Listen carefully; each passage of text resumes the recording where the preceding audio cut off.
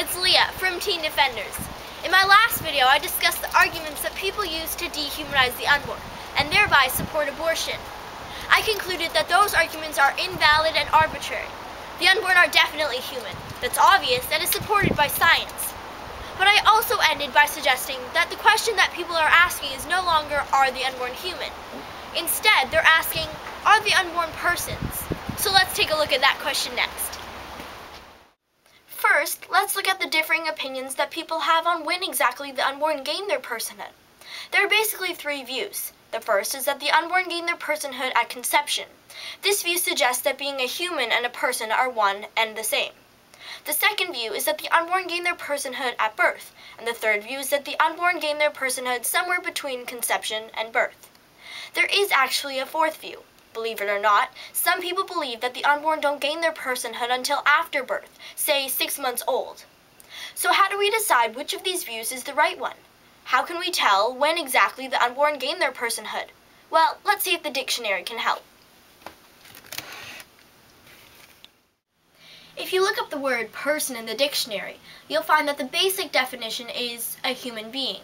In other words, a person is a human being. And since the unborn are humans, that means, based on this definition, they must be persons as well. Now, that should be the end of the story, but it's not. The reason it's not is because the definition for a person becomes a little more creative when you look at different disciplines. For example, in sociology, the definition of a person is an individual human being. Nothing new there. But then it goes on to refer to his or her social relationships and behavioral patterns as affected by the culture. Now, this definition is understandable considering that sociology is the study of human society and the relationships between people. If we look to philosophy, the definition of a person is a self-conscious, irrational being. Again, this definition makes sense in the context of studying philosophy. Philosophy looks at how we use reason to understand things like existence and the principles that govern and influence moral judgment.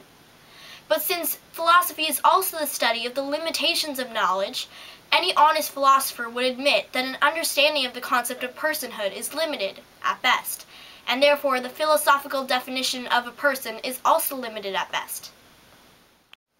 Perhaps the most interesting definition of a person can be found in law.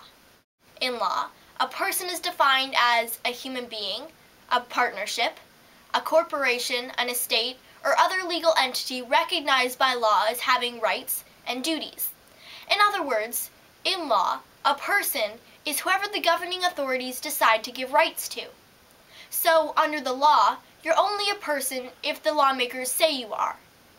Since the lawmakers insist that the unborn are not persons, this begs the question, how did they arrive at that conclusion? This is a good question, but unfortunately, there is no good answer. The conclusion was made arbitrarily. This becomes obvious when you realize that the laws of each country are different, and the laws in some countries are not even consistent with themselves. In the United States, the unborn are not considered persons when it comes to the issue of abortion. This is how they justify ending the lives of the unborn.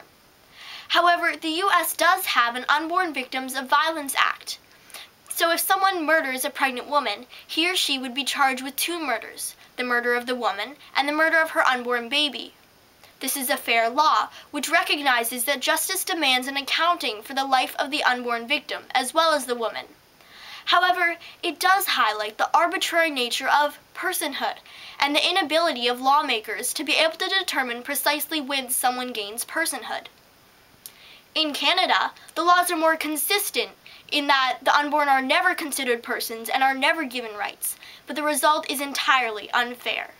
For example, in a 2007 court case, a pregnant woman died from stab wounds inflicted by her husband.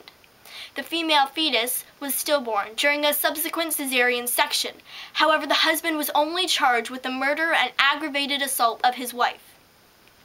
Whenever lawmakers separate humanity from personhood and thereby deny a group of humans their rights, the result is always injustice.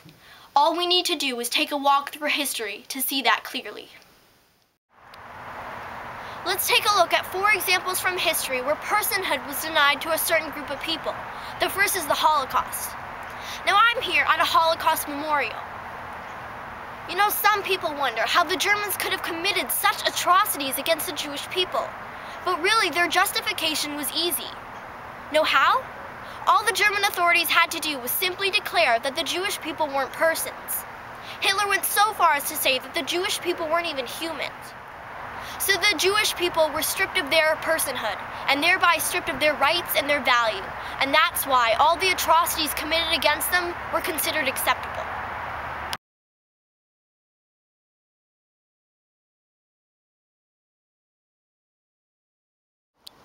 The next example of when personhood was denied to a group of people is during the time of slavery in the U.S. African people, torn from their homes and forced into slavery, were treated as property. They could be bought and sold, punished, and even used as collateral. Because they were not considered persons in the eyes of the law, they had no legal rights or value. Amongst other things, slaves could not vote, own property, or even marry. The offspring of female slaves belonged to the owners, regardless of who the fathers were. Like the unborn, slaves were considered human, but not persons, and therefore they were stripped of their rights.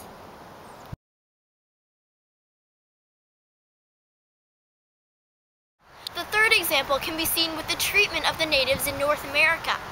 Native Americans were considered non-persons and referred to as savages. This was convenient because it provided justification for the appropriation of their land.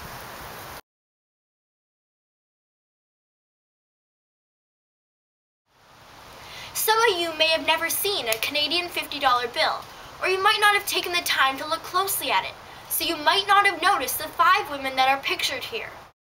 These women are known as the famous 5, and they fought for the rights and personhood of yet another group of people, women. Women were declared not to be persons in Canada. They were considered to be less than men, and they were denied their rights.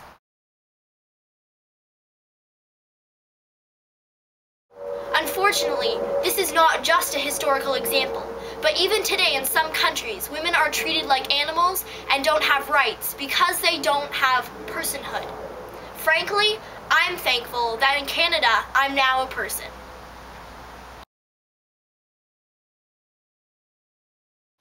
We can shake our heads at these examples, and people are quick to judge the Germans for the Holocaust.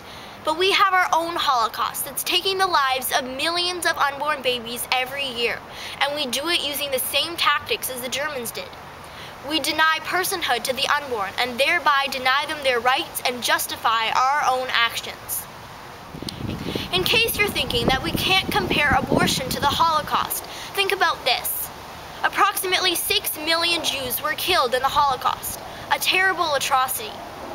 But since abortion's been legalized, almost 45 million abortions have happened in the US alone, and almost 42 million abortions happen worldwide every year. So let's go back to this question of personhood. Who decided that the Jews weren't persons, that the natives and slaves weren't persons, and that women weren't persons? Lawmakers? Who decides today that the unborn aren't persons? Lawmakers? You see, personhood has become a fabricated term used by lawmakers to decide who has rights and who doesn't. In the case of the Jews, personhood was denied to them because they weren't German.